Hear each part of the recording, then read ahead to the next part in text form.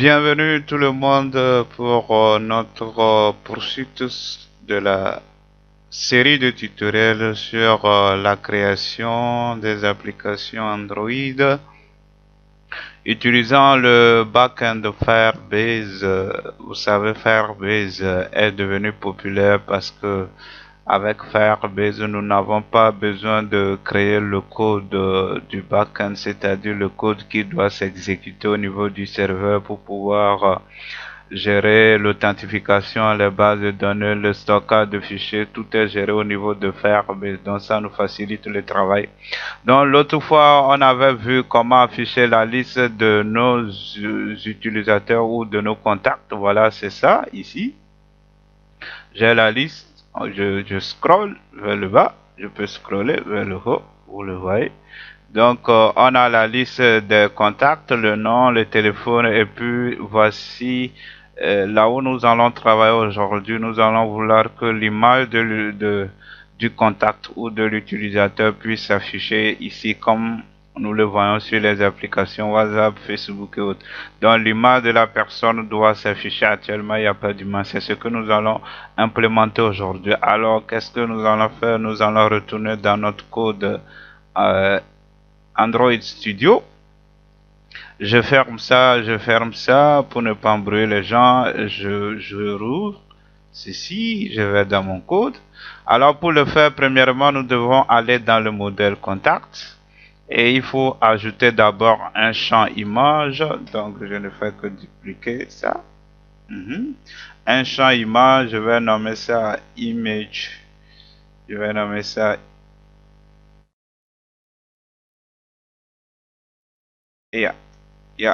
image,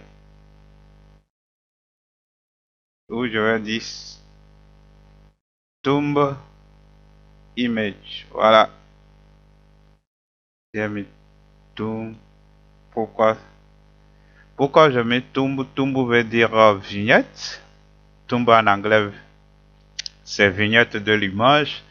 Donc quand je vais prendre celui-ci, quand l'utilisateur lance si quelqu'un lance notre application, l'image qui va venir ici, les images qui vont apparaître ici s'appellent des vignettes. Et là, ces images-là ne doivent pas être tellement grosses, autrement ça va ralentir, l'application sera tellement lente. Donc on va mettre ici l'image tomb, le tomb image. Et après tout, lorsque l'utilisateur aura cliqué, et là ça va donner l'image originale qui serait plus grande. C'est ce que nous allons faire. Donc pour le moment, je mets l'image tomb image dans l'image de vignette. Maintenant, il faut générer le getTest et le cTest. Je vais en bas ici. Si on ne fait pas ça, ça ne va pas marcher. Donc, je fais clic droit. Generate getTest and cTest. OK. Voilà. Tomb image a été ajouté. Et quand vous regardez ici, je monte ici. Ici, ce sont les attributs de là à là. Ce sont les attributs de notre classe contact qui doit aller, on dit mapper. Mapper, ça veut dire correspondre au niveau de notre collection contact qui a des objets. Donc, quand je prends un objet, donc quand on va dans Java, je retourne ici. Ou bien je fais comme ça, et puis lui, comme ça. Et là, je peux le mettre à gauche et lui à droite. Voilà. Donc, quand nous prenons les attributs ici, ils doivent se retrouver au niveau de notre objet, de tout objet qui se trouve dans la collection contact. C'est pourquoi on voit email, ID, nom, tel. Et là, ici, au niveau de, vous connaissez la notation camel case. Au niveau de Java, et la notation camel case dit que tout attribut, pour le nommer, ça commence par minuscule, ou variable, attribut ou variable commence par minuscule, ainsi que les méthodes, ça commence par minuscule. Mais si l'attribut est constitué de plusieurs noms, alors les autres noms qui vont suivre vont commencer par majuscule. Donc ici, c'est Tomb Image, donc ça commence par minuscule. Maintenant, le second nom, parce que c'est composé, c'est Tomb et puis Image. Donc Tomb, maintenant, au lieu de mettre tiret, on mettra majuscule pour commencer le nouveau mot. Voilà, le nouveau mot, c'est ça. Ce n'est pas une lettre, mais c'est un mot. OK. Maintenant, au niveau de Firebase, on va pas les nommer. Au lieu de mettre majuscule, on mettra plutôt underscore. Donc, vous allez voir que j'ai mis ici tomb underscore image. Et comment cela va se faire? Je l'ai fait même avant de lancer l'enregistrement tutoriel. J'agrandis ça. Quand vous prenez, je vais monter sur le premier élément. Avant, il n'y avait pas tomb image. Donc, pour l'ajouter, qu'est-ce qu'on fait? On fait ajouter. Et là, vous nommez ça. Là, ça sera tomb image. Et voilà. Et là, au niveau de la valeur, on met n'importe quoi. Si je vais ajouter, il va refuser. Je vais essayer d'ajouter. Ah, il est venu écraser ce qui existait. Voilà. Il est venu l'écraser. Il a écrasé mon truc. Voilà. Ok, ce n'est pas grave, il a écrasé, moi je peux l'enlever ou il n'a qu'à rester comme ça en attendant. Ok, donc c'est bon, il a enlevé. Alors que ici en réalité, c'est là que on va mettre le lien de notre image. Voilà, c'est là qu'on va mettre le lien de notre image. Vous allez voir que pour l'enregistrement numéro 2 au niveau de Tomb Image, alors, il y a une image ici. Je vais expliquer où est-ce que j'ai stocké l'image. On peut stocker l'image partout hein, et l'image sera récupérée. Et lors de l'affichage dans la liste, nous verrons l'image s'afficher dans notre application. Ça sera super que les gens voient leurs images sur l'application, c'est-à-dire si l'application permet aux gens de s'enregistrer, alors ils peuvent voir leurs propres images, comme cela se fait dans WhatsApp. Voilà. Et qu'est-ce que nous allons faire maintenant? Je reviens dans Java, je l'agrandis. Donc on a ajouté l'image maintenant et c'est au niveau de Main Activity que nous gérons l'affichage de... Je redis ça. Voilà, là où on affiche les choses, c'est dans onBind. onBind. Il est où? Ok, je monte. Je monte. onBind View, voilà, ici. Donc, c'est au niveau de onBind View. Maintenant, ici, nous allons dire holder.mImage. Holder. Le holder, c'est une classe qui permet d'afficher chaque item, on appelle ça item, chaque enregistrement dans un recycle view. Donc c'est le holder ici. Et il est en bas, il est déclaré en bas ici, il est en bas, le holder ici.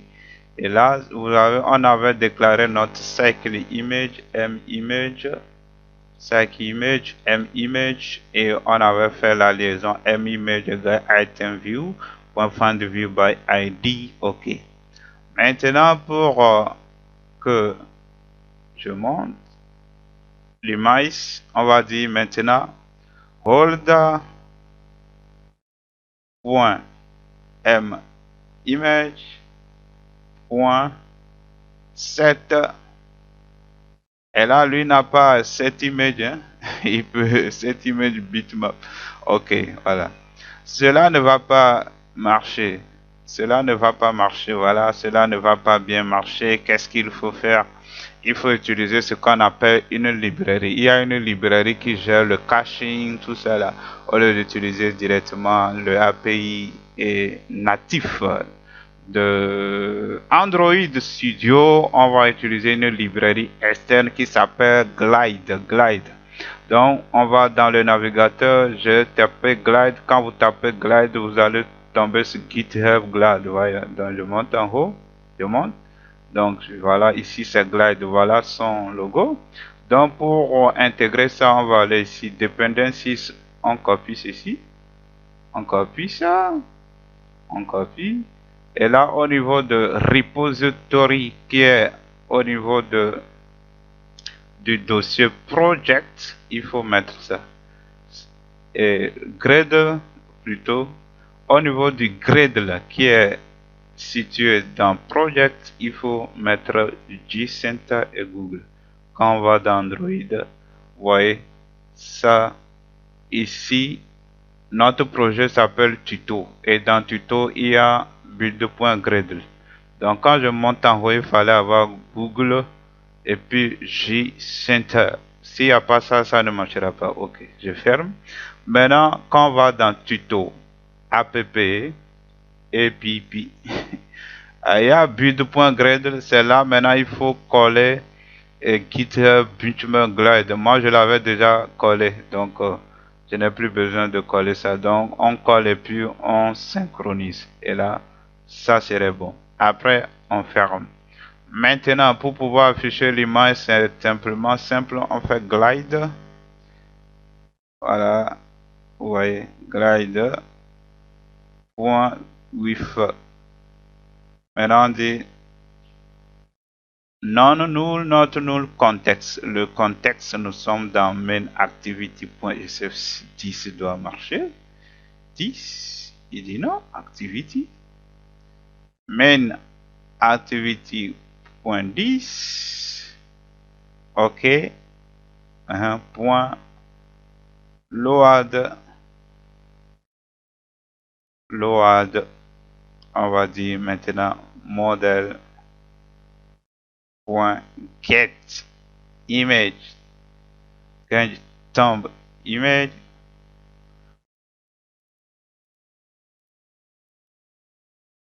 Point into. Et là on met holder. Point m image. Terminé. Voilà. Et là, il fallait, on peut dire, point error, il n'y a pas error, error, il n'y en a pas, placeholder, il n'y en a pas, je monte. Quand on regarde même dans la documentation de Glide, on descend, descend, descend, descend, descend, descend, descend, descend, voilà. For a simple image list, il faut tant. Non, on n'a pas besoin de ça, il dit ça. Glide.with, ça doit être soit dans un fragment ou dans une activité. Ok, ici c'est dans un fragment, on s'en fout. Point load, donc regarde, moi je n'ai pas mis load premièrement, oui. Ok, with.load. With.load.syntacrop, là il faut centrer placeholder et puis into. Okay. On peut aussi mettre point load, après on peut dire point placeholder. Holder. Dans placeholder, ça peut être R. Point et notre image c'est drôle, c'est ça. Est-ce qu'il y a un drôle? Drôle point personne, c'est ça. Il y a pas personne. Hein? Drôle point per ic tire personne. Non, non, non. Ok. Je vais chercher dans drôle. Je vais voir ici. Qu'est-ce qu'il faut mettre? Drôle, loi d'inspirant, tout ça. Ok, je vais aller dans mon ressource. Et puis je vais dans layout. Et puis item. J'avais mis cette image. Voilà, l'image là était dans MIPMAP. Ah, ce n'est pas dans Dribble. C'est MIPMAP. C'est pourquoi ça refusait. Est-ce qu'il y a MIPMAP? Je vois MIPMAP.personne. Voilà, c'est dans MIPMAP. Il n'était pas dans Dribble. Ok. Point into, on peut dire syntacrop. Syntacrop. En réalité, il y a erreur. Pourquoi erreur ne vient pas? Point erreur. Voilà, il y a erreur. Erreur. Donc, s'il y a erreur, qu'est-ce qu'il faut afficher? Je vais mettre toujours R. classe.mipmap.person. Voilà. Donc, ce qui fera que, étant donné que quand nous allons dans notre chose, ici, le premier, ce n'est pas le lien d'une image, ça va générer une erreur. On est en train de dire ici que là où on a mis ici error r.mipmap.ic personne, on est en train de dire que glide, lorsque tu veux charger l'image, si ce n'est pas une vraie image, si ce n'est pas un vrai URL d'image, alors il faut me charger celui-ci. Il faut me charger IC personne qui se trouve dans le répertoire du téléphone lui-même. Voilà, donc c'est ce qu'on est en train de dire. Maintenant, placeholder dit que en attendant que l'image soit chargée, parce que l'image est située sur Internet, ça peut prendre le temps avant de venir. Donc, en attendant que l'image se charge, il faut mettre l'image là. Et lorsque l'image sera chargée, alors tu remplaces ça par IC personne. Voilà, c'est ce que ça veut dire. Maintenant, syntacrof, il n'a qu'à centrer ça maintenant, on dit into, voilà. Et holder.image. Holder, c'est la classe principale qui contient notre image view qui est image. Voilà, je pense que c'est bon. Ce n'est pas bon, il reste une chose. Où est-ce que j'ai stocké les images? C'est là que je vais vous montrer. Les images sont au niveau de ici storage. Vous allez dans Firebase Storage, vous cliquez là-bas. OK. Et là, moi, j'ai créé un sous-dossier qui s'appelle Tomb Image. Voilà. Donc, vous pouvez créer un dossier en faisant comme ça. Vous lui nommez peut-être XX. Vous faites ajouter. OK. Voilà. L'image ajoutée, moi, je vais la supprimer. J'ai dit l'image, le dossier. Comment disponible. OK. Je ne vais pas perdre le temps parce que je ne vois pas le lien de suppression. Donc, je vais dans le dossier Tomb Image. Vous allez voir, j'ai importé des images. Pour importer une image, vous allez dans le dossier, vous allez dire importer fichier. Vous choisissez le fichier, vous l'importez, c'est fini. Moi, je vais annuler, j'ai déjà importé. Donc, quand vous importez un fichier, le fichier va venir. Maintenant, par exemple, je clique sur ce fichier-là. Pour obtenir le lien du fichier, vous allez en bas, vous cliquez sur emplacement du fichier. Et là, si vous prenez ce lien, ça ne marchera pas parce qu'il faut la sécurité, il faut fournir un jeton qu'on appelle token, token en anglais. Donc, il faut aller au niveau de jeton d'accès, vous cliquez sur copier, ça sera copié. Et là, vous venez au niveau de Cloud Firestore. Par exemple, j'ai pris ceci, Cloud Firestore. Et puis vous allez maintenant dans la collection, vous choisissez l'objet et maintenant par exemple maintenant pour cet objet là je vais dire que le lien de l'image, voilà c'est lui ça et je fais mettre à jour. OK, et là ça change. Maintenant on va lancer notre application pour voir si ça va marcher. Je lance l'exécution. Il n'a qu'à chercher si mon téléphone est connecté. J'espère qu'il est connecté. Autorisé. OK.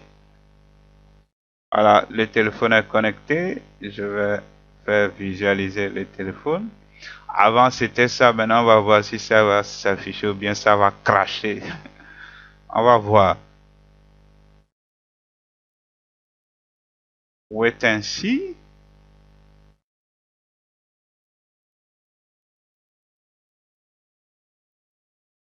Le prochain tuto va venir. Il sera sur mon site web. Créer une application Android de A à Z sans avoir codé en Java. C'est ça le prochain tuto. Donc on va dans ce tuto, pour ceux qui ne connaissent pas le langage Java ou ceux qui ont une petite connaissance dans Java, on va leur montrer tous les prérequis de Java. Après les prérequis de Java, on va aller à la programmation des applications Android. Et là, ça serait super nice. Et vous pourrez faire des choses comme ça. Vous pourrez faire la géolocalisation. Vous pourrez intégrer l'authentification. On n'a pas encore fait l'authentification, on le verra. Vous pourrez créer une application qui permet de prendre la photo, photographier la personne ou prendre la photo dans les images de la galerie, les envoyer dans la base de données. Vous pouvez faire une application pour faire du chat. Vous pouvez faire une application pour le e-commerce. Tout ça là, voilà. Si vous suivez ça de A à Z, vous serez en mesure de faire ça. Voilà, lui là, il dit ne pas analyser. Il va analyser mon téléphone. N'analyse pas mon téléphone, s'il te plaît. Ok. On va voir si les images vont venir. On attend.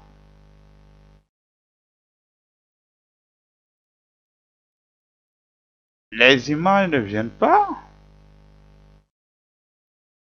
Je vais aller voir s'il y a une erreur. Viens ici. Il ne montre pas d'erreur. Bon. Je vois pourquoi l'image ne s'affiche pas. Ici, le champ c'est tombe image commençant par majuscule. Et quand nous allons dans Firestore, le nom n'est pas le même. Donc, il n'arrive pas à faire la correspondance. Il faut que le nom qui est ici soit le même au niveau de Java. Donc ce que je vais faire, je change, je fais comme ça, je mets underscore image, voilà, underscore image. En Java, on peut nommer comme ça aussi, hein, comme dans Python, hein. Ok, et maintenant il faut générer le getS et setS. Je viens ici, je fais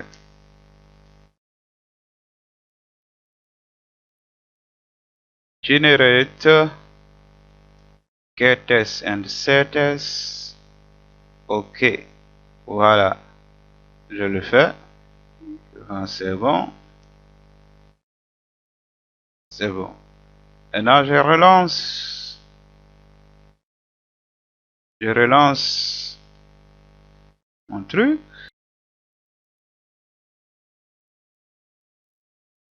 Voilà, les images apparaissent proprement. Je peux dérouler. Vous voyez, ça apparaît. Je peux revenir en bas. Voilà, les images apparaissent. Je vais aller essayer de faire une erreur au niveau de celui-ci. Il s'appelle Agneketo Meso. J'ai mis mon nom.